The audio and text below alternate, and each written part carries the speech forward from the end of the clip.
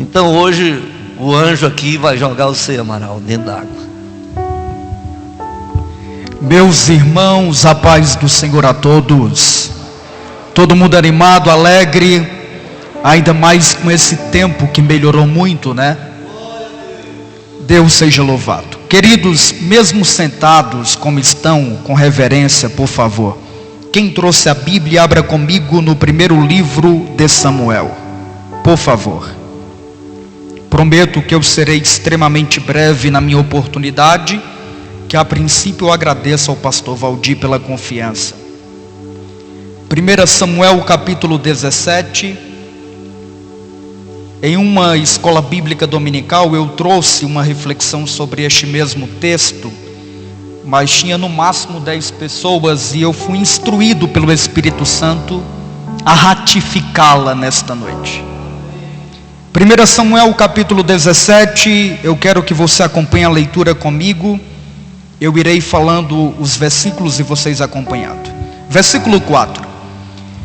Então saiu do arraial dos filisteus um homem guerreiro cujo nome era Golias de Gate, que tinha de altura 6 côvados e 1 palmo. Trazia na cabeça um capacete de bronze e vestia uma couraça de escamas, e era o peso da couraça de 5.000 ciclos de bronze. Versículo de número 8. E parou e clamou às companhias de Israel e disse-lhes: para que saireis a ordenar a batalha, não sou eu filisteu e vós servos de Saul? Escolhei dentre vós um homem que desça a mim. Se ele puder pelejar comigo e me ferir, seremos vossos servos. Porém, se eu vencer e o ferir, então sereis nossos servos e nos servireis. Versículo 11. Ouvindo então Saul e todo Israel essas palavras do filisteu, espantaram-se e temeram muito. Versículo de número 20. Davi então se levantou pela manhã bem cedo e deixou as ovelhas a um guarda, e carregou-se e partiu como Jessé lhe ordenara. E chegou ao lugar dos carros quando já o arraial saía em ordem de batalha, e a gritos chamava a peleja. Versículo 23. E estando ele ainda falando com eles, eis que vinha subindo do exército dos filisteus o homem guerreiro, cujo nome era Golias, o filisteu de Gate. E falou conforme aquelas palavras, e Davi as ouviu. Porém todos os homens de Israel, vendo aquele homem, fugiam de diante dele e temiam grandemente. Amém. Fique à vontade, se quiser ficar com a Bíblia aberta. Queridos, acabamos de ler um texto extremamente conhecido por todos.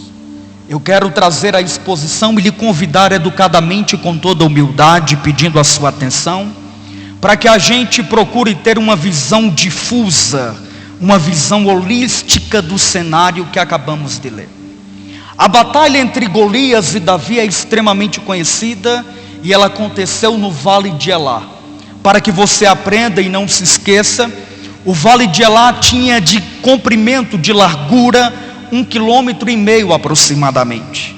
A história nos conta que os filisteus estavam em Socó de Judá, em um monte em Socó de Judá. Então, para que você entenda e imagine o cenário, é como se a galeria fosse o monte onde estavam os filisteus, e do lado de cá, no Monte do Carvalho, estava o povo de Israel, o povo de Deus, o exército de Israel. No meio deles dois tem o Vale de Elá. Então, para que você perceba a distância, é cerca de 1,5 km de distância de um exército para o outro. E a história conta, e todos conhecem muito bem, que por 40 dias Golias descia de manhã e de tarde, e apresentava uma proposta ao povo de Israel, ao exército de Israel. Em vez de todos nós se gladiarmos entre nós, vamos fazer uma batalha representativa, da seguinte forma: eu sou o homem escolhido dos filisteus, escolham dentre os israelitas, de qualquer lugar que seja, um homem que desça até o Vale de Elá. O que Golias fazia, Amaral? Golias descia do monte de Socó, vinha a uma parte do Vale de Elá e desafiava gritando: E a Bíblia diz que ele era um homem extremamente potente, um homem preparado para a batalha desde a sua juventude. Só que quando ele ousava desafiar os exércitos, a Bíblia diz que todos os homens de Israel, inclusive Saul, temia. Eu quero que você lembre de uma informação importante. Quando foram para escolher o primeiro rei de Israel, que foi Saul, todos avaliaram o tamanho de Saul. Nenhum do exército de Israel era maior do que Saul, mas mesmo assim ele temia. E a primeira verdade que eu quero que você guarde no seu coração, que serve para você aplicar em todas as áreas da sua vida: quem não conhece o Deus que serve, foge dos gigantes da vida. Isso eu digo sem ter medo de pecar. A visão de Saul e do exército está totalmente distorcida de quem é Deus. E a história conta que eles ficam apavorados ao ponto de retrocederem, se esconderem, e ninguém levanta a mão para dizer: eu desafio Golias. A segunda verdade que você tem que guardar: aqueles que não conhecem a Deus, é a primeira, fogem dos gigantes. Eu quero que você entenda algo que está no livro dos Salmos. No livro dos Salmos, no Salmo de número 9, verso 10, está escrito o seguinte: ó Senhor, aqueles que te conhecem confiam em ti, pois tu não abandonas os que te procuram. Como que eu quero vencer os gigantes da minha vida se eu não tenho a capacidade de enfrentá-los? Querido, Deus não nos deu espírito de temor. O apóstolo Paulo disse a Timóteo: Timóteo, ele nos deu o espírito de ousadia, de coragem. E a nossa visão de quem é Deus é que faz a gente ter a atitude de ir para a frente da batalha. Outro dia eu vi um pregador dizer que ter medo não é ausência, ter coragem não é ausência de não ter medo, mas é ir mesmo com medo. Então mesmo que o meu lado humano sinta e se estremeça por dentro, como Paulo disse, que tinha muitos tremores por dentro, mas Paulo tinha certeza de que Deus estava com ele. Então, independente do gigante que você enfrente, a primeira atitude de um vencedor é não retroceder e enfrentar de frente. Só que por que Saul foge? E aqui é a segunda verdade. Porque quando eu vivo uma vida de pecado e distante de Deus, a minha visão fica turva diante dos problemas da minha vida. Por que tem um perfil de crente que consegue acreditar que tudo vai melhorar, mas tem um perfil de crente que acha que tudo vai ficar cada vez mais pior? É simples. Avalie a vida e a comunhão do camarada com Deus. Não tem como eu ter intimidade com Deus, estar próximo do Espírito Santo e viver uma vida de medos e com a perspectiva destruída. Quem fala palavras de destruição, quem tem uma perspectiva de morte, é gente que perdeu o contato com o Espírito Santo de Deus. Saul, neste período aqui, já havia sido reprovado por Deus na terra. Eu quero que você se sintonize e entenda.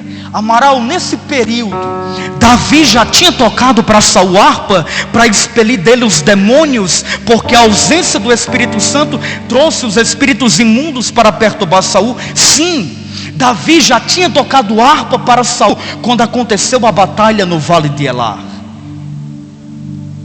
Isaías disse que só uma coisa nos faz separação entre Deus e os homens. O que é? O pecado. Não vale a pena viver uma vida de pecado, porque todas as vezes que o pecado me domina, eu perco a visão de quem é Deus. Esta é a segunda verdade. Por isso que Saul se esconde. Não adianta ser forte, porque ninguém dos senhores é forte. Nós somos fracos, mas a força de Deus que está sobre nós nos torna fortes para vencer os desafios da vida. Terceiro, saiba quem é o seu inimigo, quem você é e quem é Deus. Isso é muito importante. Por que, Amaral? Porque quando Davi chega, pastor Valdir, a Bíblia diz claramente que era o 40º dia que Golias descia. E eu quero te apresentar uma curiosidade muito importante, que é uma verdade muito profunda. Quando Golias desce e grita, Davi ouve, irmão divino. E quando ele ouve, ele primeiro pergunta: quem é este incircunciso? Davi entende quem que é o inimigo dele. Porque quando ele usa o termo quem é este incircunciso, ele está dizendo quem é este homem que nem faz parte do povo de Deus para afrontar o exército que é quem? Nós, de um Deus que é vivo. Quando eu sei quem é o meu inimigo, quando eu sei quem eu sou em Deus, e quando eu sei quem é o meu Deus, eu não tenho o que temer. Amaral, como que eu não perco esta ideia de saber quem é o meu inimigo, quem eu sou e quem é Deus? Através de uma vida de oração, de arrependimento e de comunhão com Deus. É o único caminho, queridos. O único caminho. A visão de mundo de Davi não é fruto de uma hora de oração. A visão de mundo de Davi é fruto de uma comunhão na solidão do deserto de Belém, lá nas colinas, cuidando das ovelhas, pegando a harpa e salmodiando a Deus. É uma vida gradativa de muita oração, de muito louvor e de muita comunhão com Deus. É o que nos torna vencedores. Então quem que é este incircunciso? Jesus disse o seguinte: no mundo tereis aflições, mas tende bom ânimo, porque eu venci o mundo. Na cruz do Calvário, Jesus pisou na cabeça do nosso inimigo. Então quem é o inimigo da igreja? É alguém extremamente derrotado. Por quem? Pela nossa força? Não, pela força do nosso Deus. Amaral, o meu inimigo é a depressão. A gente está no mês de setembro, setembro amarelo.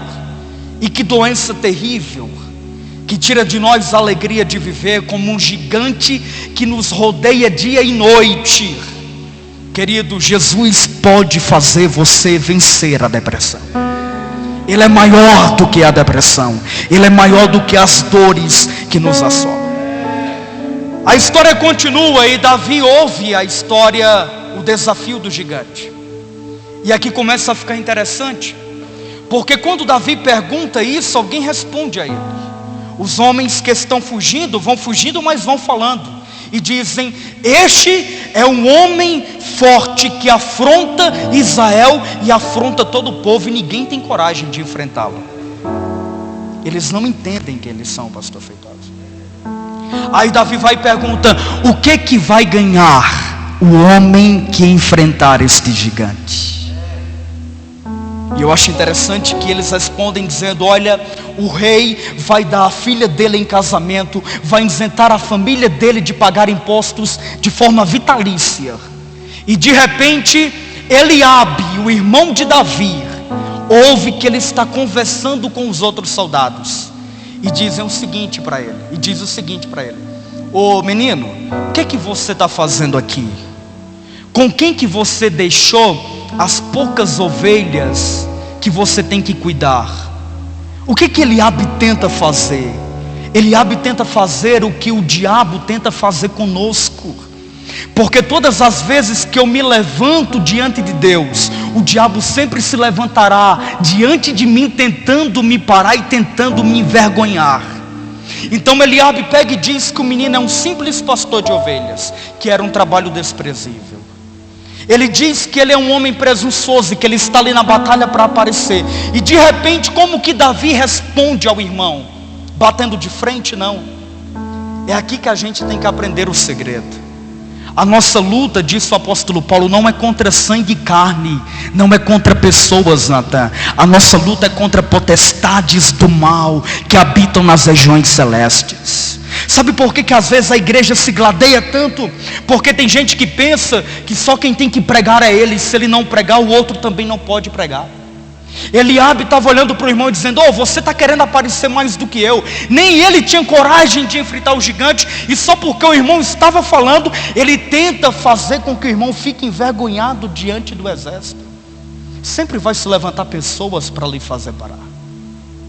E o nosso objetivo como homem de Deus e mulher de Deus não é bater de frente. Deus não nos chamou para ficar brigando com intrigas. Deus nos chamou para continuar focado no propósito maior: vencer os nossos inimigos. Então ele pega, olha para o irmão e pergunta: o que eu fiz agora, meu irmão? Dá a entender o que, pastor Cosme? Que continuamente o irmão sempre embatia com ele. E aí ele pega e pergunta: o que eu fiz agora? E a Bíblia diz que, desviando-se, olhou para outra turma e perguntou: o que vai ganhar o homem que vencer o gigante? Eu tenho que me desviar das pessoas que tentam me atrapalhar, em vez de brigar com elas. Então não compra briga não, irmão. Não assume a briga. Se alguém falou alguma coisa, é porque você está no caminho certo do propósito de Deus. Se alguém está querendo te confrontar continuamente, foge, desvia-se, continua focado no propósito. Enquanto ele queria envergonhar o irmão estava dentro do propósito de Deus. Aí ele pega e diz o seguinte: digam a Saul que eu enfrento o gigante. Esta é a quinta verdade. O homem de Deus, a mulher de Deus, tem que ter uma palavra de esperança na vida. A gente vive num mundo já muito caótico, sem luz. E Deus não nos chamou para chegar na igreja e dizer que as coisas vão dar errado. Você já viu que tem um monte de gente que compartilha no WhatsApp: vai morrer, vai ter o pico agora, vai morrer um monte de gente. Deus não te chamou para isso. Deus te chamou para você se levantar com uma palavra de esperança. Está todo mundo com medo, todo mundo apavorado, todo mundo desnorteado. Davi se levanta e diz: olha, se não tem ninguém para enfrentar, eu enfrento, em nome de Deus, e eu vou vencer. Aí ele chegou lá em Saul e disse o seguinte: Saul, não desfaleça o coração de ninguém por causa deste homem. Que coragem! Um menino de aproximadamente 17 anos, dando uma lição para o homem mais alto de Israel, que era rei. Não desfaleça o coração de ninguém. Por isso que eu digo o seguinte: existe jovens, garotos que têm a interpretez do Espírito Santo e trazem muito mais exemplo do que homens barbados, homens grandes. Então Davi pega e diz: não desfaleça o coração de ninguém. O que é que você tem levado lá para a tua casa? O que é que você tem levado para os teus filhos, para a tua família, para a tua esposa, para o seu esposo? Qual o tipo de sentimento que a gente tem levado para dentro da nossa igreja, para a nossa faculdade, para onde nós trabalhamos? É um sentimento de catástrofe a qualquer momento, ou é um sentimento de mudança, de melhoria? Querido, pastor Wesley sabe, as empresas hoje em dia não procuram pessoas que falam coisas ruins. Pastores não querem obreiros que ficam cabisbaixo. Não é que a gente não seja humano, a gente é humano, mas a gente serve a um Deus que é sobrenatural. A gente tem que viver pela perspectiva de Deus, da palavra de Deus. O apóstolo Paulo, escrevendo a Filemon, ele disse o seguinte, no único capítulo que tem da carta, que eu acho extremamente profundo. Ele disse o seguinte: Filemon, versículo 8: eu me alegro tanto quando eu lembro de você. Por quê, Paulo? Porque por causa do teu amor e da tua fé, o coração dos crentes que estão em tua casa está sendo reanimados. A gente tem que ser como Filemon, pastor Cosme. A gente tem que ser como Filemon na vida das pessoas que nos rodeiam. Se alguém chegou te contando um sonho, deixa a inveja de lado. Motiva essa pessoa. Se você não pode motivar, fica calado. Vai orar e vai dizer: Deus, me ajude a ser alguém motivador e motivado. Davi continua na conversa com Saul. Saul fica examinando ele e fala: ele é muito pequeno. E ele pega e apresenta o problema humano que ele enxerga. Porque as pessoas sempre olham para as nossas fraquezas humanas. E a gente tem que entender que a gente é fraco, mas Deus é forte. Aí ele pega e olha para o menino e fala assim: olha só, Davi, eu entendo a sua vontade de defender o seu país. Entretanto, aquele homem é moço, desde a mocidade dele, ele é treinado para matar homens. Ele é o Benaim dos filisteus em hebraico. Ele é o homem entre todas as cidades dos filisteus mais preparado para nos matar. E você é um simples jovem, franzino. Davi pega e nos ensina uma outra grande lição que todos conhecem, mas pouca gente repara: a experiência com Deus. Davi está dizendo a Saul: Saul, o Deus que me fez vencer ontem um urso e um leão, lá no deserto, na solidão, que quando o leão pegou a ovelha, eu corri atrás dele, tirei ela das garras dele e o matei. Foi Deus quem me fez vencer o leão e o urso. É como se ele perguntasse: será que o nosso Deus muda? O pastor Valdir falou domingo que ele é o mesmo ontem, hoje e será eternamente. O que eu quero te dizer com isso? Que as lutas que Deus te fez vencer ontem, Ele não mudou. Ele também é Deus para te fazer vencer hoje, para te fazer vencer amanhã. É esta a verdade espiritual do texto. Então Davi está dizendo: menino, olha, Deus me ajudou ontem, e eu acredito que Ele me ajuda também hoje. Uma visão de futuro triunfante. Aí Saul, convencido pela fé de Davi: vamos fazer só o seguinte, para não ficar tão feio para mim, porque eu já fugi do gigante. Pega as minhas armaduras, pega as minhas vestes de guerreiro, pega a minha espada. Vamos pelo menos aparentemente, antes de você ser decapitado por Golias, vamos viver de aparência um pouco. Tem muita gente que vive de aparência, mas estão derrotados pelo pecado, pela pornografia, pelo medo, pelo transtorno de ansiedade generalizada. Deus não nos chamou para viver de aparência. Deus não nos chamou para querer ser como o outro, para usar as armas do outro, para usar as vestes do outro, para ter inveja do outro. Não, cada um tem as armas que Deus deu. E quando eu entendo isso, é maturidade. As armas de Saul é uma, as armas de Davi é outra. As armas do Amaral que Deus me deu na luta do dia a dia é uma, as armas do pastor Francisco é outra. Tem um texto bíblico que eu acho extremamente fenomenal. Quando João, depois de ter batizado Jesus, aprenda, depois de ter batizado Jesus nas águas do Jordão, Jesus disse: João, me batiza, porque eu tenho que cumprir a lei, eu tenho que cumprir a palavra. João reconhece: olha, eu que careço de ser batizado por ti. Aí de repente Jesus também começa a batizar do lado do rio Jordão, aonde João batizava. E de repente um judeu que estava observando o pastor Cosme, foi lá na parte onde Jesus estava e disse o seguinte: rapaz, tem mais gente aqui agora do que lá com João Batista. Está errado. João Batista quem começou a batizar. Aí ele foi lá e diz: pegou os discípulos de João e disse o seguinte: fala para João Batista que aquele homem que ele batizou está ganhando o mercado dele agora, está batizando mais do que ele. Aí chegaram: ô João, para de batizar aí, deixa eu dizer, a gente está com um problema aqui. Qual que é o problema? O problema é que Jesus agora está ganhando mais gente do que você. As pessoas querem ouvir mais Ele do que você. Aí João pega e diz: então está no caminho certo, porque é necessário que eu cresça, e que é necessário que eu diminua, e que Ele cresça. Então, quando Davi tem as armas, ele não consegue andar, porque não era para ele. Deus treinou Davi, foi no deserto, tocando harpa. Deus treinou Davi no deserto, cuidando lá das ovelhas, aprendendo a atirar com funda. E aí ele não consegue andar, porque alguém que vive por aparência, de repente vai parar de andar.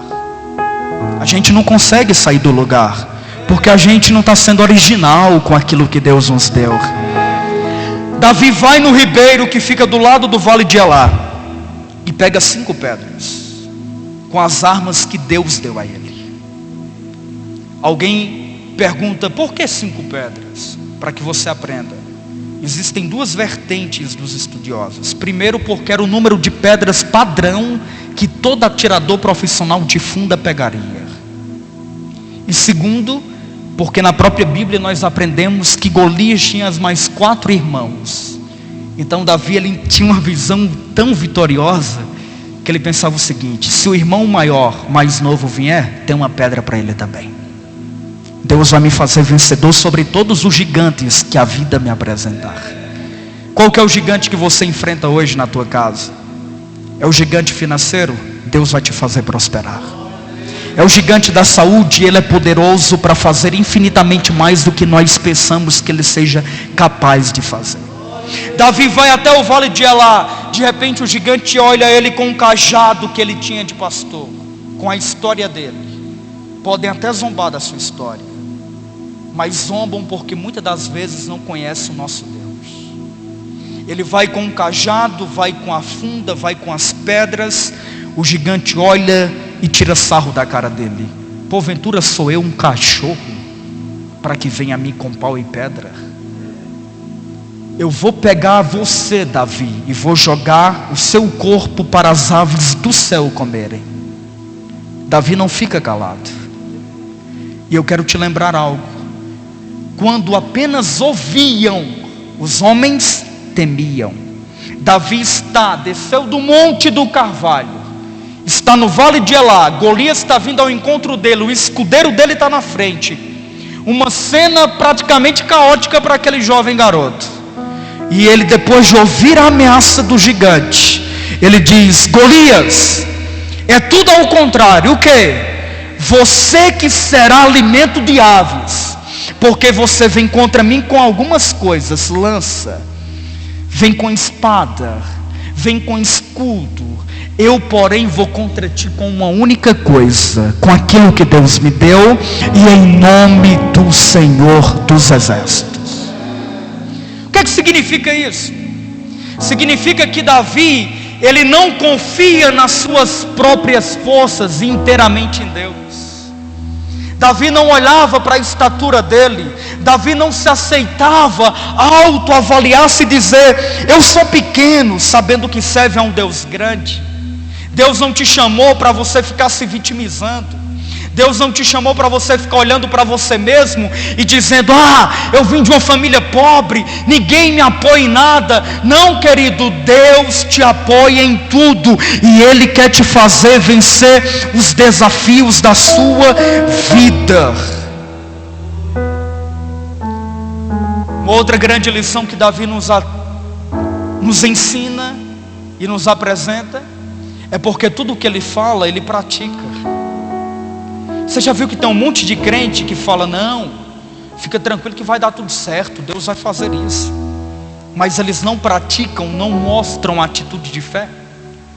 Tudo que Davi fala, quando ele diz: eu vou contra o gigante, ele vai contra o gigante. Qual que é esse princípio? É o princípio que a fé tem muito mais a ver com aquilo que eu falo, tem muito mais a ver com aquilo que eu pratico do que com aquilo que eu falo e prego. Então a minha prática no dia a dia mostra se eu tenho de fato fé no Deus que eu propago, que eu digo crer. E isso mostra o quê? Que a gente tem que ter uma prática de acordo com a palavra de Deus em todas as áreas da nossa vida. Será que eu tenho praticado aquilo que eu falo? Eu falo que os homens têm que ser corajosos, mas será que minha atitude é de corajoso? Eu falo que os homens têm que ser fiéis, mas será que na minha prática diária, no dia a dia, eu tenho sido fiel?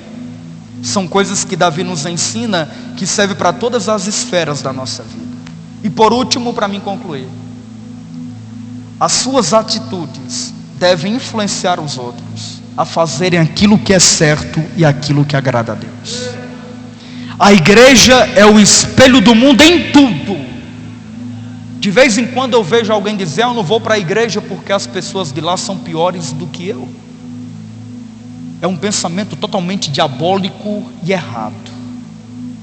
Mas a igreja de Jesus, o homem de Deus, a mulher de Deus, que preza pela ética, pela moral, por honrar o nome de Deus, ele tem que ser exemplo em tudo, ao ponto de outros se sentirem motivados a ser como ele, ou a fazer como ele.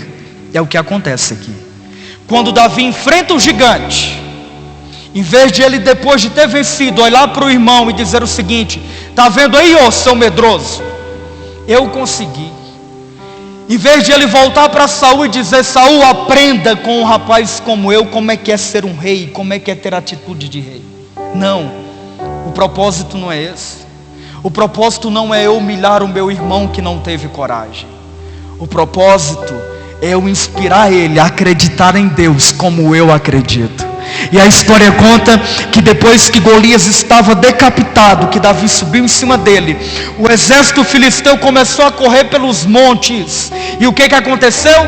O exército de Israel, vendo que Davi tinha vencido, correram atrás dos filisteus e mataram todos a fio de espada. O que eu quero dizer com isso?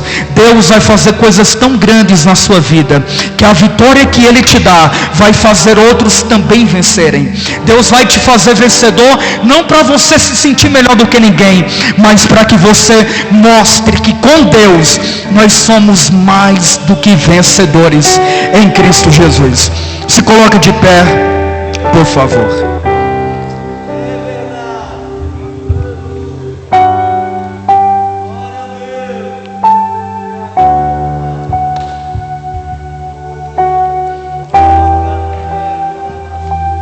Uma característica, irmãos, daqueles que vencem gigantes, eu disse aos que têm atitude. No começo do texto, se você percebeu, a Bíblia diz que Davi se levantou naquele dia bem cedo de madrugada. Olha como Deus faz as coisas. É no dia comum, no dia rotineiro, que Deus pode mudar a história da sua vida. Os homens que vencem são os homens que têm disposição. Davi se levantou bem cedo de madrugada. Por quê? Porque o pai havia pedido para ele levar alimento no vale de Elar. Levantou-se bem cedo de madrugada, deixou as ovelhas sobre os cuidados de outros pastores e partiu conforme o seu pai Jessé lhe ordenara. Existem 3 exemplos de Deus para nós, 3 lições. Vencerão os homens que têm disponibilidade, disposição, os homens que terão responsabilidades e aqueles que fazem o que o Pai manda. Vão ser surpreendidos em um dia os homens que se levantam cedo para quê, Amaral? Para trabalhar, para ler a palavra. Não é os homens que ficam sentados que vencem em tudo na vida. Tem muita gente perdendo a família porque se sentou na cadeira do fracasso, da murmuração. Disposição, irmãos. Se levantem cedo, tenham atitude. Responsabilidade com o quê? Davi tinha responsabilidade com aquilo que Deus já tinha lhe entregado. Deus não deixa ninguém de mão vazia. Alguma coisa Ele colocou na sua mão. Agora a pergunta é: será que eu tenho sido responsável com aquilo que Ele já me entregou? Porque se eu quero algo novo de Deus, eu tenho que ser responsável com aquilo que eu já tenho. E fazer o que o Pai manda tem a ver com princípios. Fazer o que a palavra manda. Deus vai mudar a tua família, se você tiver disposição para orar por ela. Deus vai mudar a história da sua empresa, se você se levantar cedo e montar uma estratégia assertiva e dizer: Deus, eu posso ser inteligente, posso falar bem, posso ser o melhor vendedor, mas se o Senhor não me abençoar, se eu não cumprir os teus princípios, nada acontece. Eu quero orar pela sua vida. Soberano Deus, eterno Pai, o Senhor é grande, o Senhor é supremo, o Senhor é o Deus da nossa vida, é o Deus da igreja. A tua palavra foi pregada. Dai-nos da personalidade de Davi, nos dê do coração de Davi, nos dê da visão de Davi, não uma visão de competitividade com aqueles que tentam me fazer parar, mas uma visão, ó Deus, de não perder o foco naquilo que o Senhor quer fazer. Deus, nos ajude a levantar cedo com disposição, nos ajude a levantar todos os dias, mesmo que com medo, mas entendendo que o Senhor nos entregará a vitória, porque nós sabemos, Deus, que se enfrentarmos os nossos gigantes, não tem como sairmos derrotados. Guarde os meus irmãos, guarde a minha vida, guarde o nosso coração, guarde a nossa mente, nos livra do gigante da depressão que tenta nos dominar, nos livra do gigante da ansiedade, do medo, do pecado e de tudo aquilo, ó Deus, que tenta turvar a nossa visão em relação a Ti. É o que eu te peço, em nome de Jesus, amém. Não diga não posso.